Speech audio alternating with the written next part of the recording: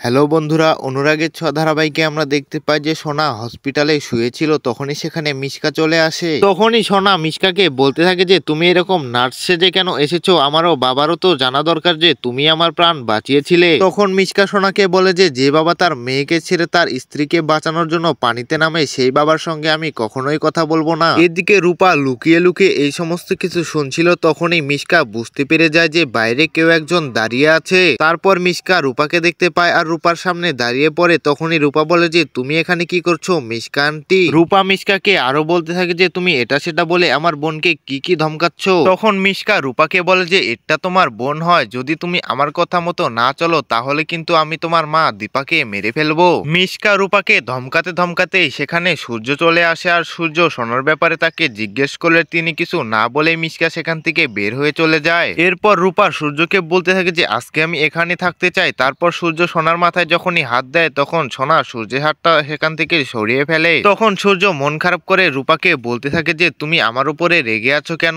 আমি কি কোনো দোষ করেছি নাকি। তারপর রূপা সেখান থেকে কান্না করতে করতে বাইরে চলে আসে। তো বন্ধুরা, অনুরাগের ছোঁয়া ধারাবাহিকের এই ছিল আজকের ভিডিওটি ভালো লাগলে অবশ্যই একটা লাইক দিয়ে আমাদের চ্যানেলটিকে সাবস্ক্রাইব করে রাখবেন।